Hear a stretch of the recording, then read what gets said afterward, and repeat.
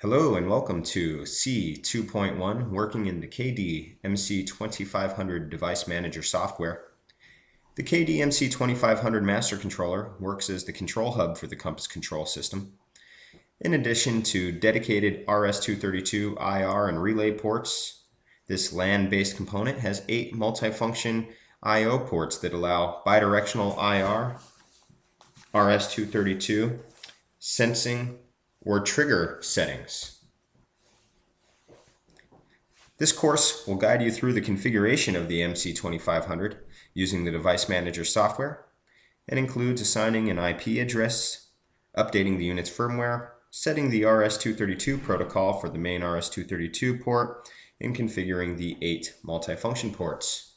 Before we jump into the software, let's go ahead and show you the unit physically. We are looking here at a high-res photo taken from the Key Digital website of the KDMC 2500.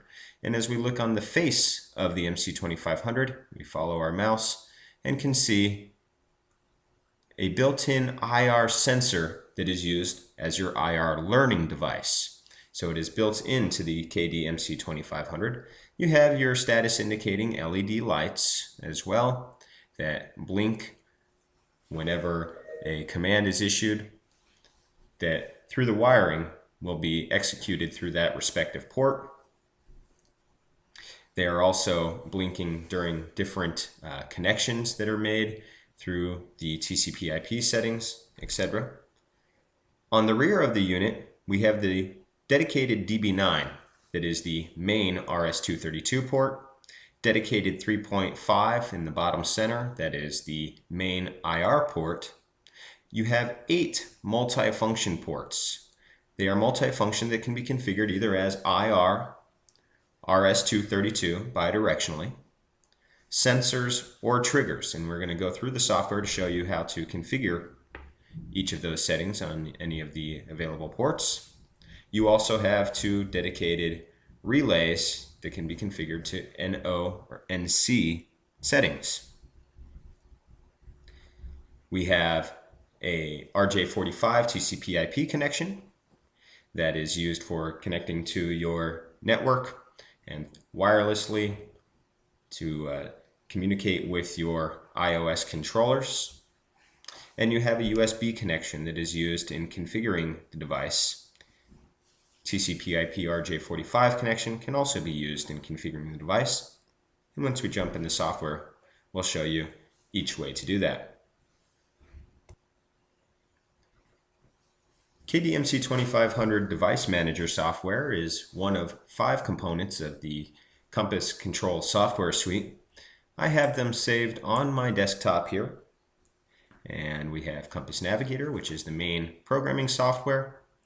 Managers for TCP/IP, RS-232, and IR, which is the software where you open, adjust, create your own library for the respective control format. TCP/IP, RS-232, or IR. And we'll have courses on that throughout C2 where you can further dive into those softwares. And as we'll be discussing today, KDMC 2500 Device Manager, again, is the software where we are able to configure and adjust settings of the KDMC 2500. We double-click that icon to bring you to the entry screen, which gives you 3 options: download, setup, and support. Support is very generic, just say technical support leading you to our corporate telephone number or email address for technical support. Download, which is where we can connect to the internet. As long as your computer is connected to the internet or you have a network connection, you can connect and update to the newest firmware. We have here that I'm connected via USB. We have now connected successfully to the device where we could see bootloader version information and device information. Let's go ahead and proceed to the next step where it tells us the current firmware version.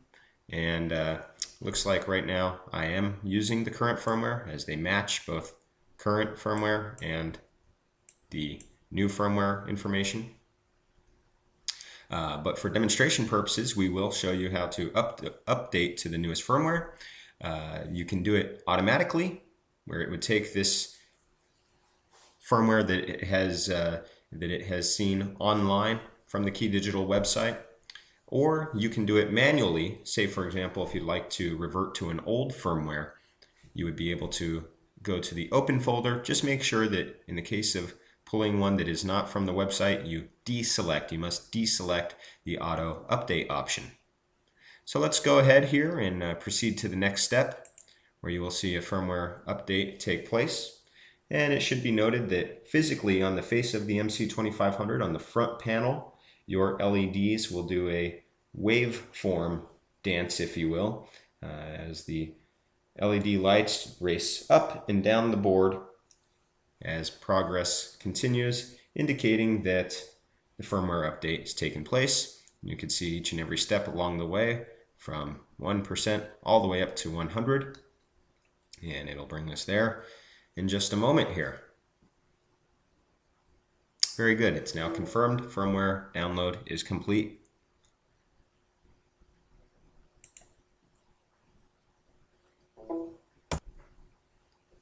Now that we're sure that we have the latest and greatest firmware, we could enter the setup mode where most of your configuring is completed.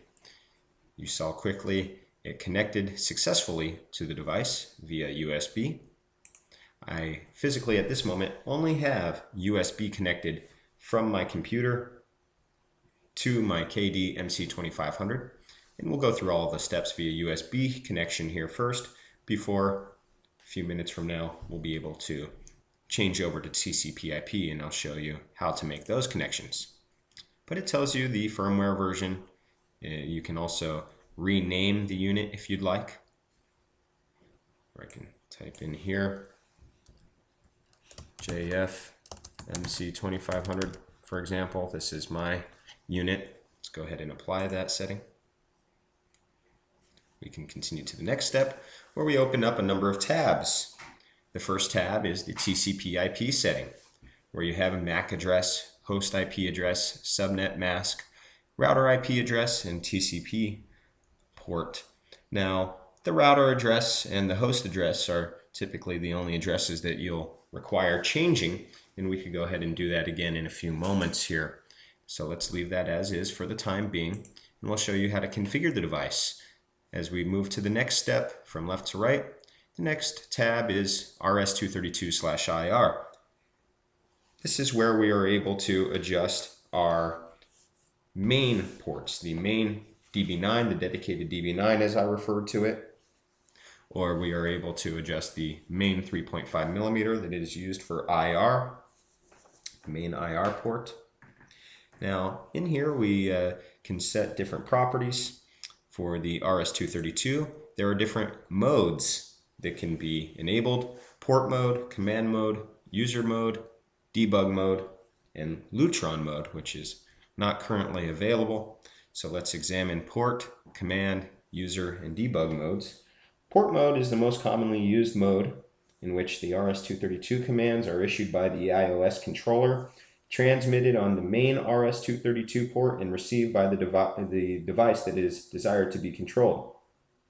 Additionally, port mode supports bidirectional communication, therefore communication can be issued by the controlled device and reflected on the iOS controller. Command mode should be selected if utilizing the main RS-232 port for the KD terminal bidirectional window in the RS-232 manager software. So that will be another portion that we will cover in course C2 part 3. We'll be working in that RS-232 manager, and it features a built-in terminal software very similar to a hyper-terminal that enables bidirectional communication, where you can test any command through the manager that is already in the databases, or you can manually key commands to be sent. Communication is issued in the KD terminal interface, executed by the KDMC 2500 and received by the desired device to be controlled. Additionally, command mode supports bidirectional communication as well. Therefore, communication can be transmitted by the controlled device and reflected in the KD terminal.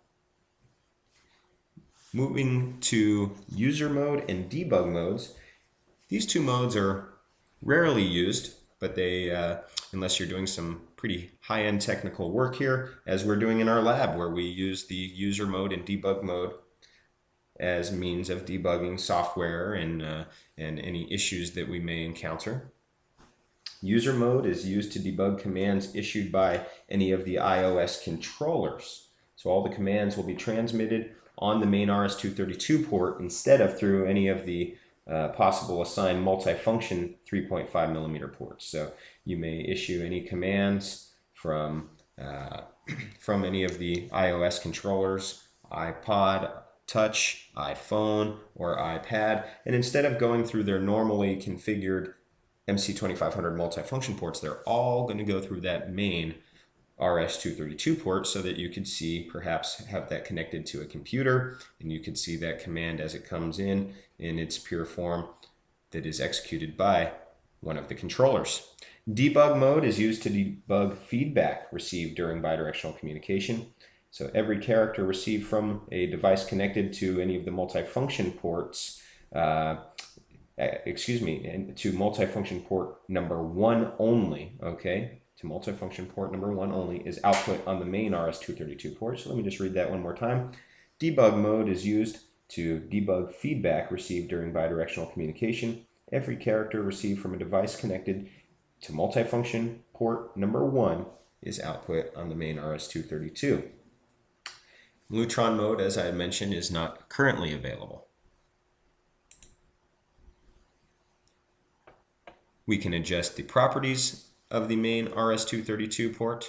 You could adjust your serial IR settings. That is the main 3.5 millimeter port for main IR port, okay? And here you have two options. They are port mode and sensor bypass. Port mode is your standard IR configuration, most commonly used, of course. And IR sensor bypass mode enables any line of sight IR commands directed at the IR learning window that's on the face of the MC2500 to be output on that main IR port.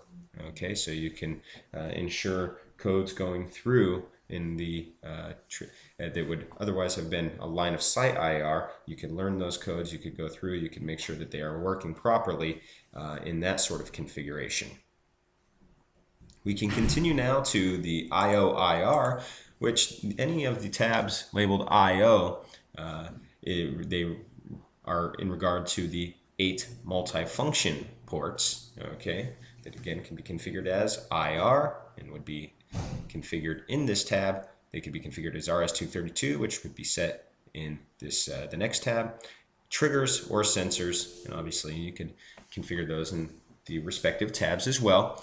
And as we work here, you could see that there are some options where we can adjust voltage from plus 5 volts all the way up to plus 12 volts. And by default, they are configured to plus 12 volts, okay, plus 12 volts. Now, when would you perhaps want to drop the voltage level down to perhaps plus 7 volts, okay? You could take and drag that to its desired location. You could press set. When would you want to do that? Would be, say, for example, if you are working with an overly sensitive piece of equipment, some cable boxes, satellite boxes that we have examined in our laboratories here. Plus 12 volts maybe have been a little too hot for them. We're able to adjust anywhere from plus 5 volts to plus 12 volts to find that sweet spot to control the device without any issues. So let's say, for example, we have port 8 and port 7. We'll leave port 7 in its default plus 12 volt configuration. And now those two devices are configured as IR, or those two ports, excuse me, are configured as IR. Now, it's an important note here that there's a few things here. We can configure and provide any custom settings for any of these multifunction ports. However, keep in mind that if I were to proceed to one of the next tabs, for example, IO RS-232, and override where I set multifunction port 7 or 8 to any of the, to become RS-232, of course, that's going to override any previous settings in the IO. Now, also, and perhaps most importantly, when you're doing your programming in the Compass Navigator, and as you add an MC2500 to your system, you actually are able to configure the MC2500 there without so much detail, but you could choose each port to become either I/O, each of the I/O ports, I should say, the 8 multifunction ports to become either IR or RS-232 triggers or sensors. And so, of course, if you have any settings there that would essentially not comply with what we have set up in the MC2500 device manager software, whatever we do in the navigator ultimately is the deciding setting. So we can now continue to the IO RS-232, where we also have voltage adjustments from plus 5 volts to plus 12. By default, we are set at plus 5 volts. If you'd like to increase voltage, and perhaps you would like to do that, for example, commonly if you're using a long run RS-232 cable to control a device over some distance, perhaps 50 feet or greater RS-232, perhaps you might need to increase the voltage, make it a little more hot on the head end to ensure that that signal is going to get all the way to the desired location at a necessary voltage. Okay, so let's say that we've configured multifunction port 5 at plus 12 volts, and just for the heck of it, we've also configured multifunction port multifunction 6 at plus 12 volts, multifunction 5 at 7 volts. Go ahead and set that before we proceed to the next tab, which will be our trigger settings. Okay, now the IO trigger tab is where any of the, of course, 8 multifunction 3.5 millimeter ports can be configured as trigger for sending voltage spikes to a connected voltage sensing device. And we can adjust there from plus 3.3 volts to plus 12 volts at a maximum of 80 milliamps. Okay, the maximum amp to go along with the voltage is 80 milliamps. Okay, so we can configure that all the way up to, let's see, we've already done 8, 7, 6, and 5. So let's grab multifunction port 4 here. Maybe we set it as a voltage level of, let's set this one low to plus 3.3 volts. Multifunction 3, perhaps we will set it at 12 volts. Okay, and now it is configured. And this is typically utilized to trigger an action or an event on a connected device. A very common example perhaps could be a video projector, where a video projector typically sends a voltage spike that is connected to the screen, and perhaps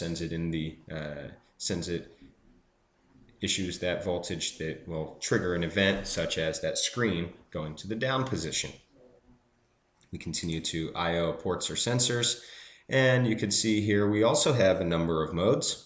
Port mode is if you wish those ports to remain as IR or RS-232 settings, for example, okay, or triggers, in fact, for that matter. So in other words, that's the default of these 8 multifunction ports, is to remain as something other than a sensor.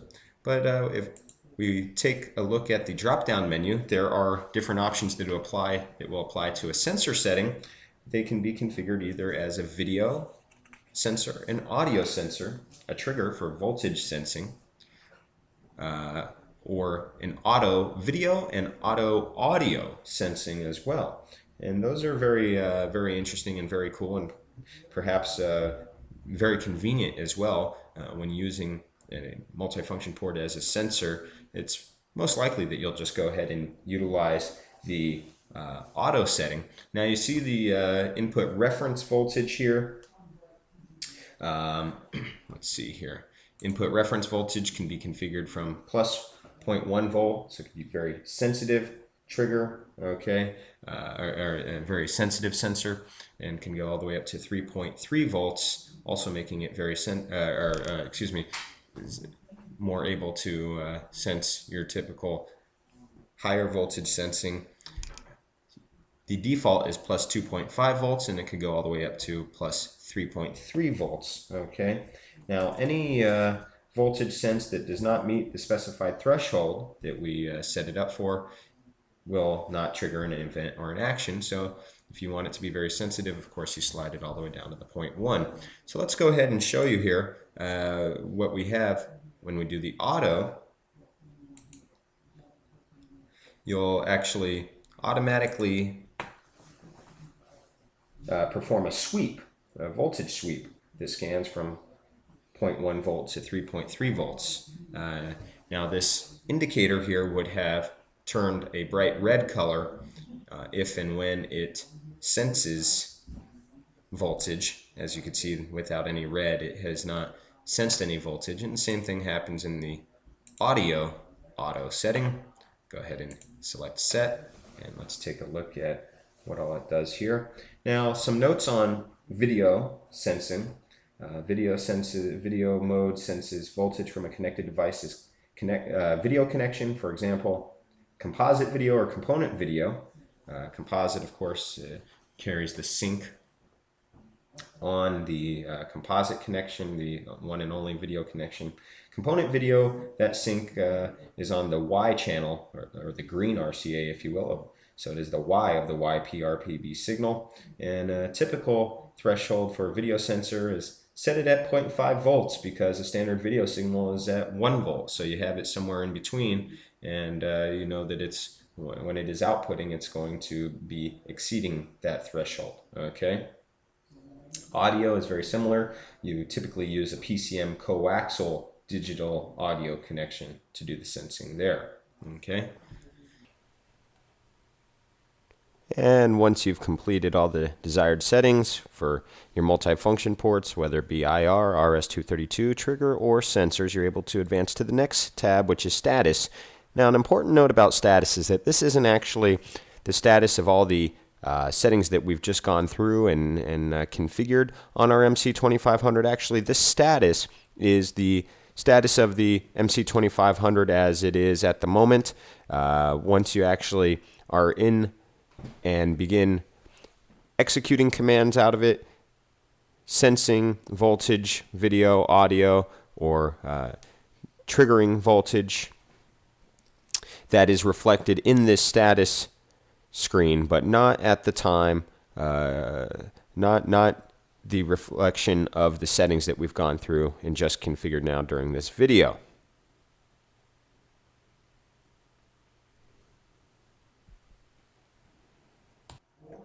But now we are able to press done, and I'd like to back up to show you the network connection versus the USB connection.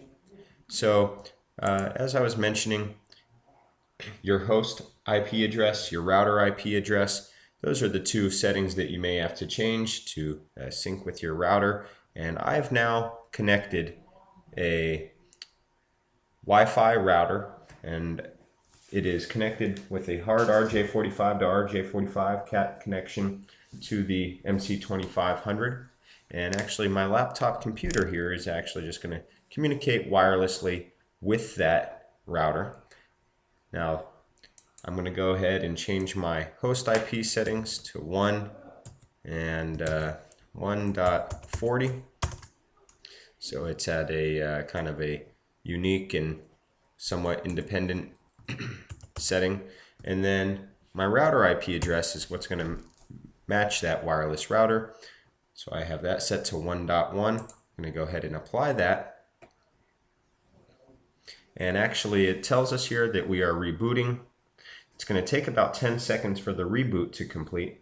And during that time, the front of your MC2500 only has a single blue power light illuminated. It takes a few moments here to connect. So while we are doing that, I'm going to go ahead and make sure I'm on the same Wi-Fi network as that router, which is a Wi-Fi router in this case here.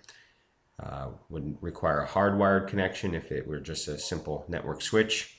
So I'm currently on one network which provides internet access, and my Wi-Fi router is named KDS Training. So I'm going to go ahead and connect to that as we wait for the MC2500 after it had done its reboot to change all of its network connections. So now my computer is connected to my router, so that as I issue any commands, that sort of thing, I'm able to do that wirelessly through the MC2500. Now, one more note that I'd like to discuss with everyone. We'll exit the same way we entered here, which is with the look of the MC2500. And to discuss hard reset, you do have a small pin-sized button that is directly above the main DB9 connection for the main RS-232. And you would simply press that pin in with a small paper clip or pen or whatnot. And it's going to take approximately 10 seconds for you holding that.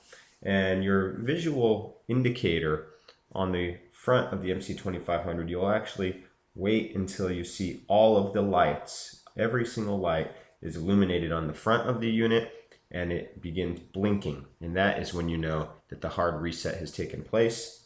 Initially, as you press and hold that button, it will blink only on the power light, I believe it is, which is just this far left light here. May even be that far left section. However, when that hard reset is actually taken place and has completed, you will have all LED lights on the front of the chassis blinking together, I should say, blinking together, and then you know that the reset has taken place.